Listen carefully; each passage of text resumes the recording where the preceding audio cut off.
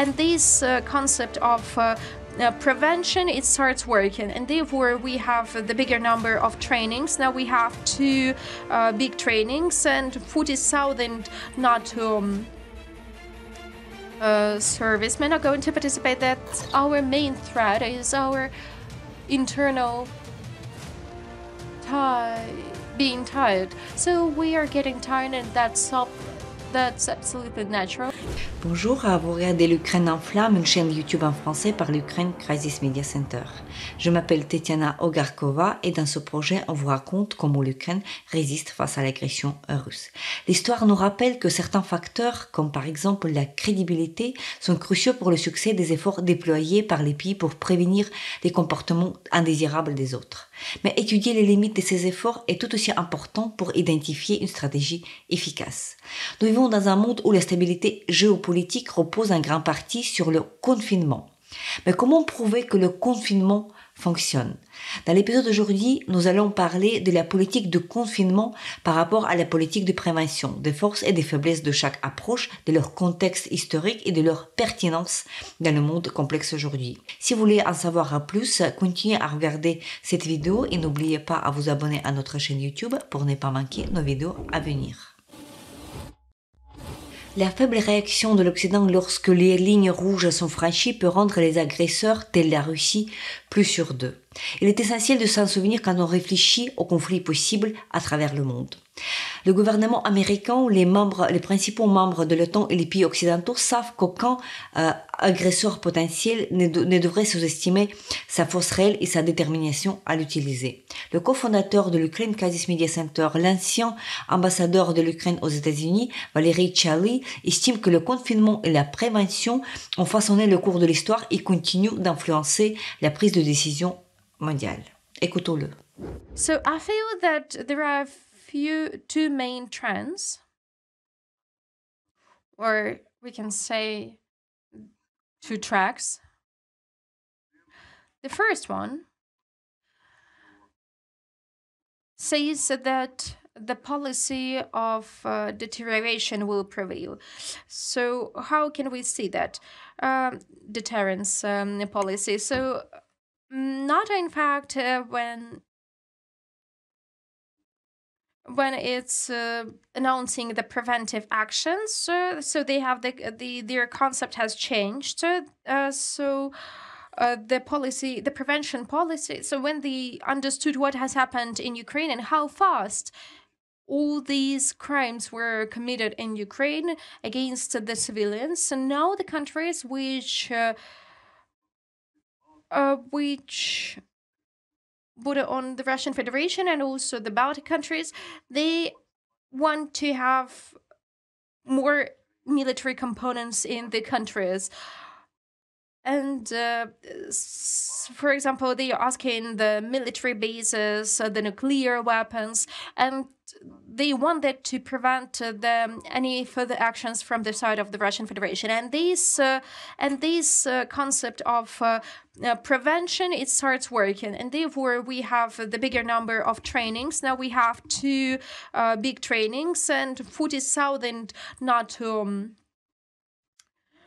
servicemen are going to participate. That so therefore the prevention works in this way. But when we are talking about the war of the Russian Federation against Ukraine, still we have the policy of deterrence. So it means that we are responding the situation. So we are trying to show what will be the consequences, and as a result, when something will happen, we will act. But we will do our best not to have the conflict on our territories. And we can see this case on the territory in the case of Romania. It's the similar thing we see in the US constantly. We can say that the US has similar situation. They do not want to have the direct conflict with the Russian Federation. They can do that through NATO or through the European Union, and they support Ukraine. So that is also the prevention, that is a policy of deterrence. So that this policy was quite effective, but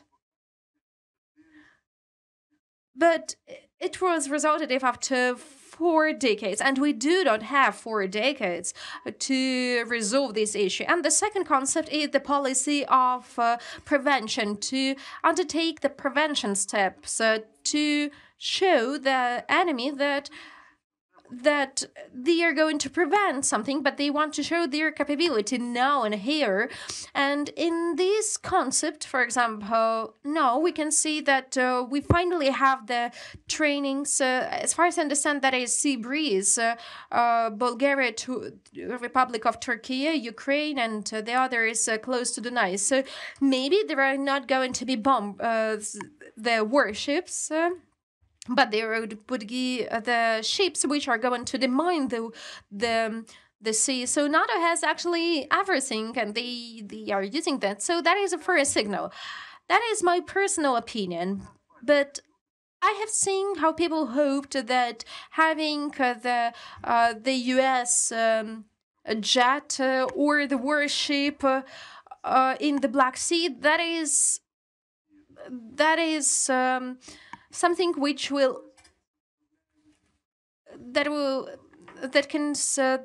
that will not allow the Russian Federation to achieve. But now we can see that that Ukraine is cutting this elephant in pieces. But we started with the trunk and the tail. But we need also to cut the ears, and we will manage that as well. But these warship, they disappeared right before the full-scale invasion. Was it just an accident? No, that was not an accident. They just wanted to prevent the war, but nobody is guaranteed that the war will not happen. So there are two concepts. Of course, they are much broader. We can say about the deterrence as the prevention, or being wise, or you can evaluate it in two different ways. So there are two concepts, brief concept. The first one is offensive, even though it is defensive, but we can say that the means it uses can be more effective, and also offensive and defensive. En raison de l'invasion russe en Ukraine à grande échelle, l'OTAN revoit son approche pour dissuader l'agresseur présumé. Le concept de la dissuasion par riposte évolue vers un autre concept, la dissuasion par prévention d'une frappe. Le nouveau concept suppose que les pays de l'OTAN chercheront à empêcher l'occupation, ne serait-ce qu'une partie de leur territoire. La Pologne et les pays baltes ont pris en compte l'expérience de la guerre en Ukraine, où dans les premières semaines de l'invasion, les parties importantes du territoire ont été occupées par la Russie et de nombreux crimes de guerre ont été commis contre la population civile.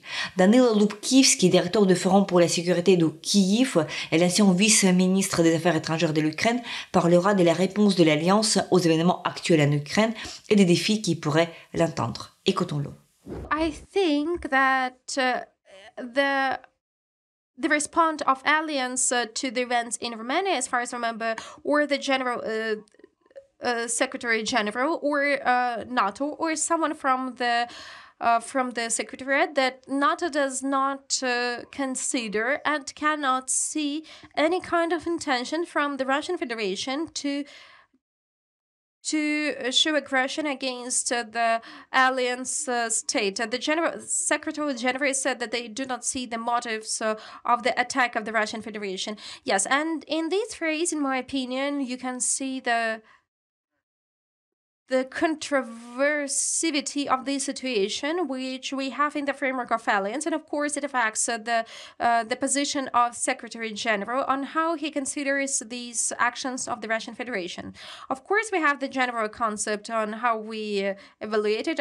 First of all, we have the general concept on how we support Ukraine, on how we react to the provocations of the Russian Federation. But still, we have lots of situations when this position of NATO becomes controversial, or when they have to express thoughtfulness, the thing which does not allow us to make the solid decisions, and we have to talk about it. So in fact, we are the witnesses of two big historical facts. The first one is that there has never been in the history of Ukraine when the alliance has supported Ukraine that much. All the Western countries are united, and that's not only the words, but that are the actions, that are the money, and that are the resources. In fact, we are the part of the Western society, and that is already a fact. Without the support, of course, we do understand that we would have faced more bloodshed, and we do understand that maybe there would have been different forms of these aggressions. So we are the witnesses of the unprecedented fact of the support of the West against the barbaric attack of the Russian Federation. I think that we have a few challenges. The first challenge is, of course, and here I think that we have to start discussing not external situation, but internal. I think that our main threat is our internal being tired. So we are getting tired, and that's absolutely natural. But nevertheless, this threat is not becoming less dangerous. So we are tired of this cursed war, and this is a very good background for fights, for separation in the society, and for someone to be able to create some parallel reality to divide Ukrainian society, and that is what I would say has an impact on the internal mobilization of the society. And I think that we need to preserve it. I think we need to preserve the national unity, and we need to do everything for the society to be sure that the society is sure that the governance is acting well. Because if the government is not showing the good example, the example of the real unity, not the faked one, but the real one, because the government is the flagman of the defense and the creation of the environment for the protection. Therefore, that's a very serious, that is a very big problem. The problem which the government,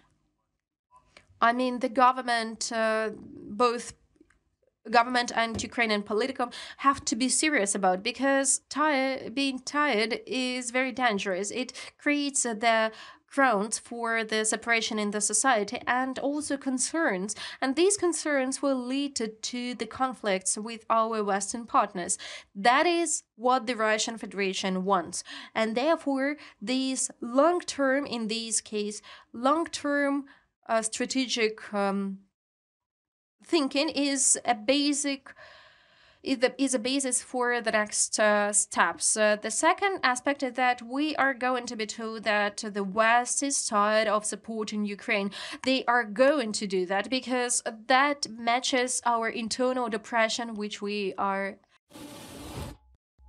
C'était l'épisode de l'Ukraine en flammes, une chaîne YouTube en français par l'Ukraine Crisis Media Center. Je m'appelle Tetiana Ogarkova et nous n'allons pas tarder à enregistrer et diffuser d'autres épisodes. Dans la description sous cette vidéo, vous trouverez des informations utiles sur la manière dont vous pouvez aider l'Ukraine à continuer à résister face à l'agression russe. Si vous trouvez notre travail utile, n'hésitez pas de commenter et de partager cette vidéo. Restez avec nous et soutenez l'Ukraine. Slava Ukraini!